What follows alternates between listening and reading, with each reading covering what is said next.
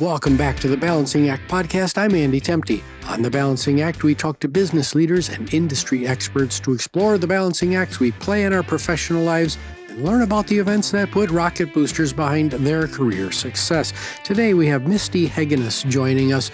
Misty is an associate professor in the School of Public Affairs and Administration and is an associate research scientist in the Institute for Policy and Social Research at the University of Kansas.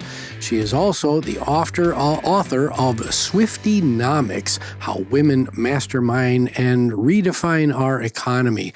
Welcome to the show, Misty. Thank you for having me. I'm excited to be here.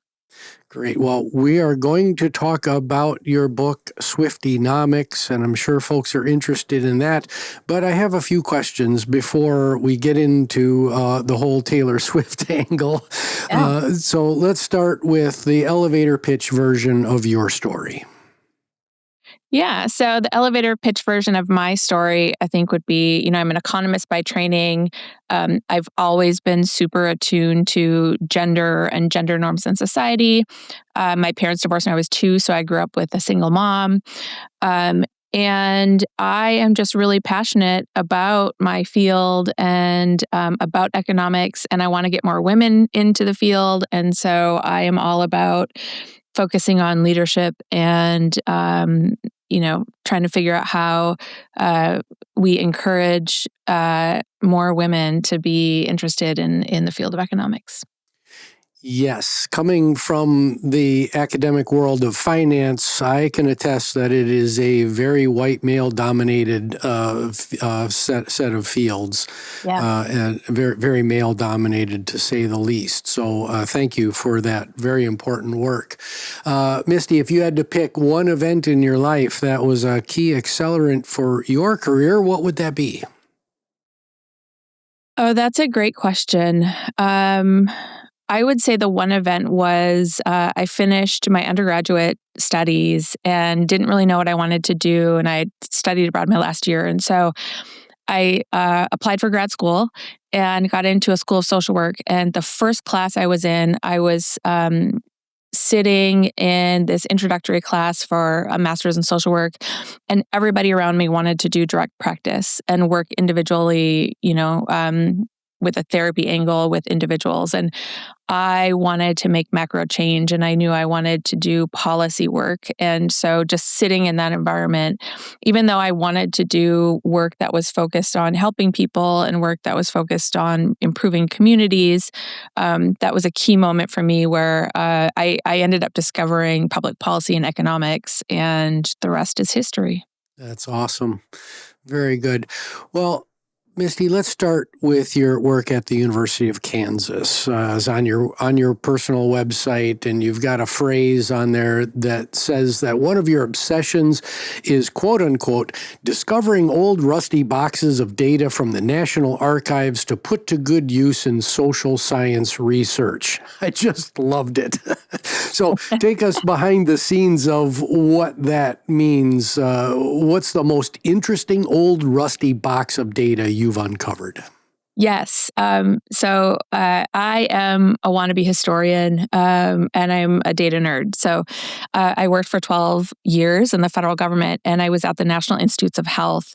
And I was talking with an academic colleague who was interested in researching the Yellow Berets. So the Yellow Berets were scientists who, during Vietnam, they were able to defer military appointments by going to NIH and doing research in the labs. And so they were called Yellow Berets. And so a colleague got me curious about it, and I started snooping around. NIH has a librarian, and she basically found the original cards, the original application cards that these young MD scientists had used to apply to NIH during that time. There were little index cards, in boxes that were, watered and a little bit tattered. And I have a picture of these index cards basically stacked up year to year on when people applied to the program.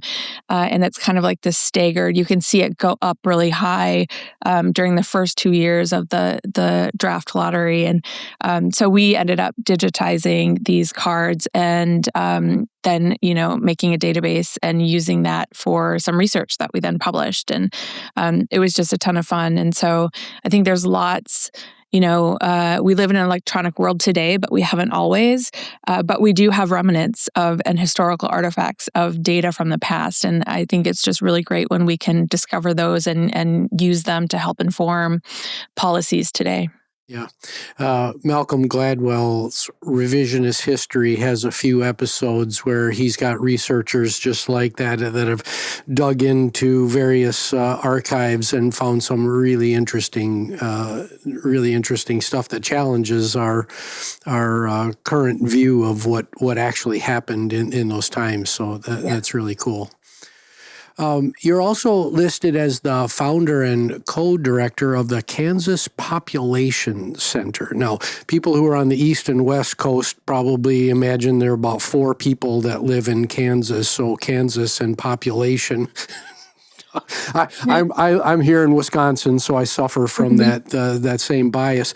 Tell us more about the purpose of the Kansas Population Center, and what's one thing that you've learned in your time at the center that would just be an aha moment for listeners. Yeah. So I consider myself an economic demographer. So really my angle on economics has all to do with people and understanding how people traverse through life, understanding things that improve or maybe make well-being worse.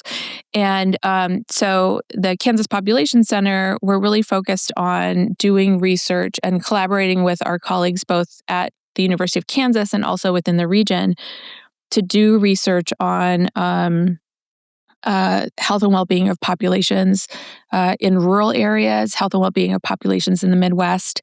And I would say one of the biggest intriguing factors for me in founding this center and in co-directing it is, I came to the University of Kansas from Washington, D.C. I was working in the federal government at the Census Bureau. And I think it's just really, really unique that, no matter where you go, there's always going to be a population. There's always a group of folks who have, somewhat similar interests to you. There's always people doing interesting and engaging work, whether, it's the middle of the country, it's the sides of the country, and people are always surprising you. And so, before I moved here to Kansas, I had folks in DC saying, well, why do you want to go to Kansas? What are you really going to go to Kansas? And I've just been so pleasantly surprised being here. There's a diverse pool of people who live here, both in Lawrence at the University of Kansas and in Kansas City and across the state. And people are warm and welcoming and have diverse perspectives and are really willing to help out. And so just all of that, I think from leading this center, I've just been able to take advantage of all of that. Yeah. Some really great things come from the middle of the country, right? Yeah. Yep. Yeah.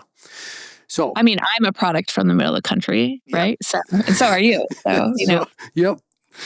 Yeah. When I was at the University of Iowa with Carl Swayzer, that was one of our goals, was to, in a very small way, in the world of finance, get the name known that really cool things are happening out of Iowa, even if the perception was that we had cows grazing right outside the window of the house, which was kind of sort of true. But anyway, let's get to Swiftynomics.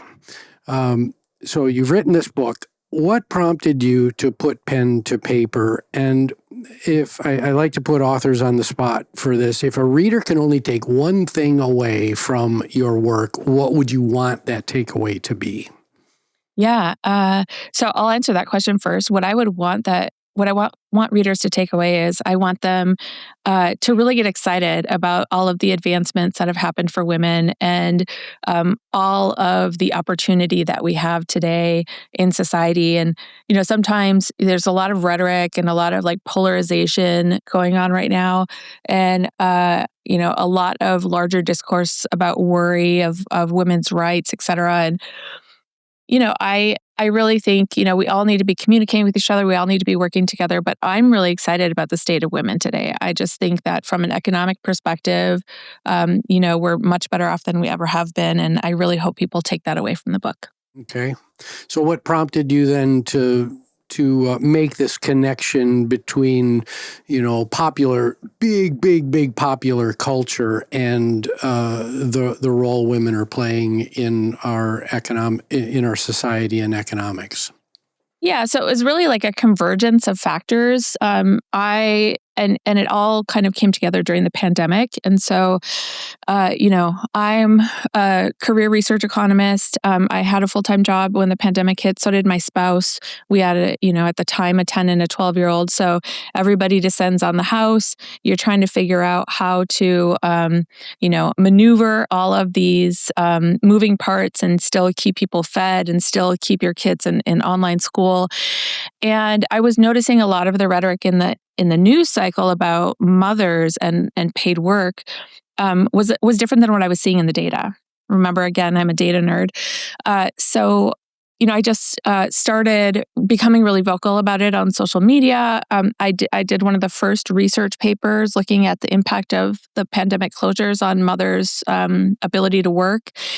And so I started talking to news journalists, and I really, as a way to kind of filter for myself the whole experience of the pandemic, started writing blogs and just writing for a larger audience about what's going on with mothers and paid work during the pandemic. And I just discovered that I loved doing that. I loved translating kind of complex concepts into a general form that's really digestible.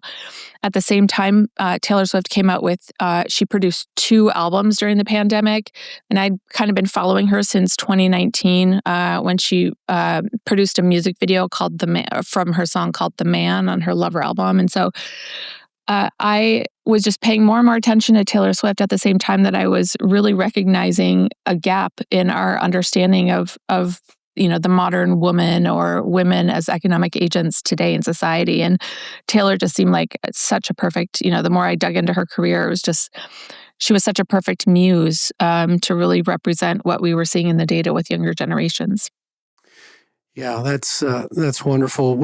My wife and I we have not watched the Eras Tour concert, but we did watch the 6-episode behind the scenes on Masterclass in women's leadership. Yeah, I mean, just wow. So even if you're not a music aficionado or you're not a Swiftie, if you like the kind of behind the scenes view of what's actually going on, how her mind is working, how songs just kind of come out of her, and all of the economic impact in the communities that she was traveling to is just it is, as you said, it is a master class. So I encourage, even if that music isn't your thing, I would still watch that with a keen eye toward what's happening behind the scenes.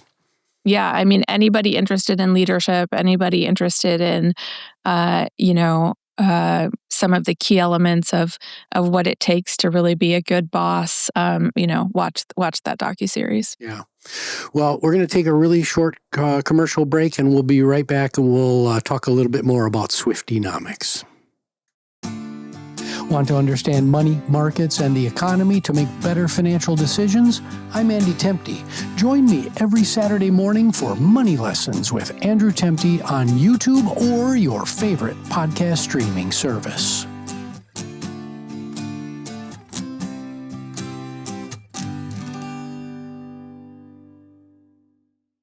And we're back with Misty Heggeness talking about her book, Swiftynomics. So, Misty, you're teaching a course this year at the University of Kansas called Swiftynomics. Some people, you might have heard it through the podcast, would roll their eyes in the back of their head and go, oh my goodness. But What are the top 2 learning objectives in this course? Why is the course relevant for learners? Okay, the top 2 objectives for me are really to produce content that students are around economic concepts that will help students remember the economic concepts. So part of my pedagogy in teaching is really this idea that the way we learn things best is when we feel attached to the content, when we feel like it's relatable to us, and we absorb information easier and we retain it easier. So part of the goal of this class in Swiftynomics is really to present students with upper undergraduate level content on economic theories around, economics just generally, and theories about women and the economy, and get them to retain it. The second goal is to get more women into economics. And so I will tell you, in my class, there's 3 young men and the rest are women.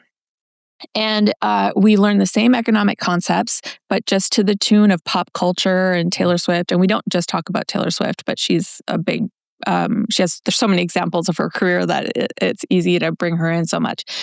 But once my class is over, all of my students funnel out, and the next class that comes in is a standard introduction to microeconomics course for undergraduates. Those students funnel in, and it's maybe 4 or 5 girls in the class, and all the rest are guys.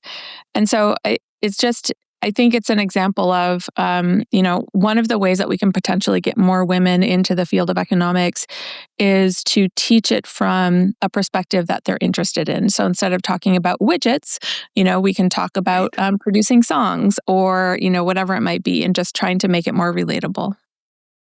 Yeah, that's a really great strategy. Mathematics, in my experience, worked the same way. It's very abstract, very detached from day-to-day reality, and a lot of people get turned off by that, men and women. I know I was turned off, and I'm a bit of a math geek, and I was turned off by some mathematics courses because you're just talking about things at such an abstract and esoteric level. So I love what you're doing, bringing it into the day-to-day and teaching economic concepts from that perspective.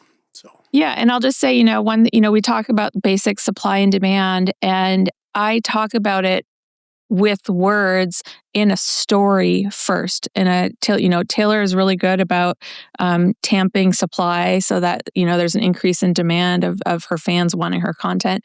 We talk about it in that way, and we tell the whole story in the class before I even put up a little graph with the supply and the demand curves. And so I think it just makes it less mysterious and easier for students to feel less intimidated by the content, by the material. Yes, we need more of this and not less. So I like to run this mentorship moment. It's the end of the semester in Swiftynomics, and one of your students has asked for a one-on-one coaching session. They want your top piece of advice as they head out into the world of work. What do you tell them? Always be authentic. I think we underestimate that. I also think it's one of the things that Taylor Swift has done so well is she's been extremely authentic with herself and her fans her entire career, ever since she was a 14-year-old girl starting in the business. And I think that a lot of times it's easier for us to find our path, the correct path, and we find it faster if we remember to be authentic to what we like to do, to what our interests are, to what motivates us. And so that's my first piece of advice. That's great. So you've got a lot going on. Before we get to our lightning round questions, tell us about the Careboard and what should our listeners know about this organization and its work? Yeah, so over the past basically 3 years, I have had 2 major projects that I've been working on. The first is the book, Swiftynomics, but the second is something called the Careboard. You can find it at thecareboard.org. And the Careboard is, again, remember, I'm a nerdy economic statistician at heart. And so, coming out of the federal government and into the academic space, I'm very familiar with official economic statistics, how we produce them, where the gaps are. And so what I'm trying to do with the Careboard is reproduce economic statistics that fold in a lot of the invisible labor that's done by caregivers, and add in its economic value and contribution into some of these broader statistics that we produce. So that's the goal. It's as if the way that my elevator pitch, I guess, if you will, on this is it is a dashboard of economic statistics about caregivers as if it had been designed by caregivers. And it actually has, because I'm a caregiver myself. But so that's what the Careboard is. We really hope that it's used by policymakers and program managers and leaders and business leaders too, to help inform decision-making around policies and the choices we make, all with the goal of making life better for caregivers and more manageable. Yeah, because historically we have not measured the value that that unpaid caregivers provide to society as a whole. We've kind of completely ignored that. Correct. So that is really great work. Let's close out the show with a little fun, if you will. Great. All right, so Misty Heggeness, you've just won $100 million in a lotto jackpot, but there's a stipulation that half of your net winnings go to one philanthropic organization or cause. Who do you pick? So I would pick any organization in the Minneapolis area that is trying to support the community in all of the kind of hard times that they're experiencing now. Or I would pick an organization like Pivotal Ventures, or some organization that's really dedicated to, measuring and understanding the lives of women and caregivers better. Excellent. Next, I give you access to a small time machine, and you can send a message to an earlier version of yourself. What's the message, and what previous version of yourself do you send it to? Such a great question. I would probably send it to the version of myself that was working in a leadership role at the Census Bureau. As you kind of move up in management and leadership roles in the federal government, the way that you're expected to behave and comport yourself changes. And I would say that it's a little bit challenging when you're a woman moving up, especially in a predominantly male space.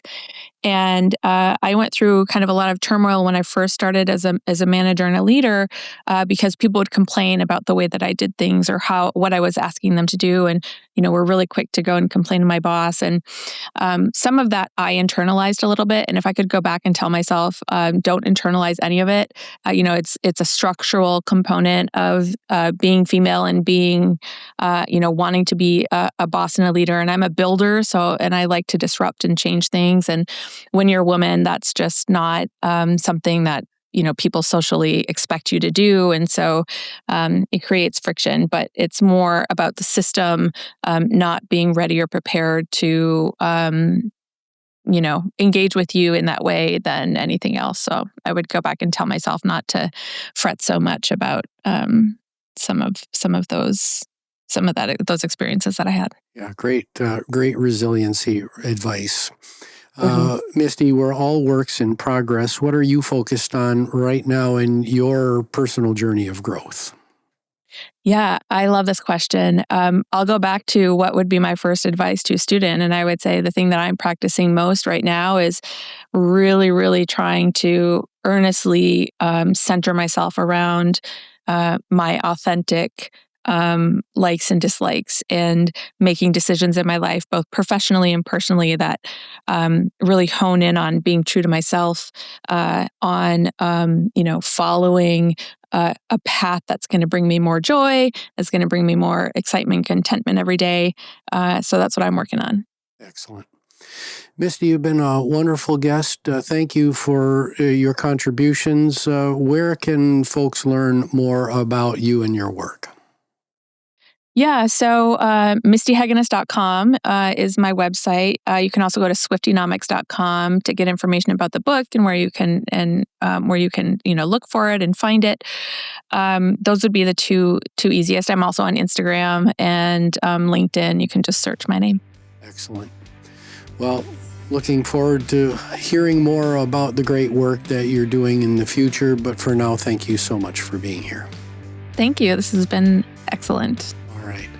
Well, my name is Andy Temte. This is the Balancing Act podcast. You can find the show on all the major streaming services as well as out on YouTube. Please like, subscribe, rate, and most importantly, share this public educational good with your friends, your families, a colleague, and maybe a neighbor.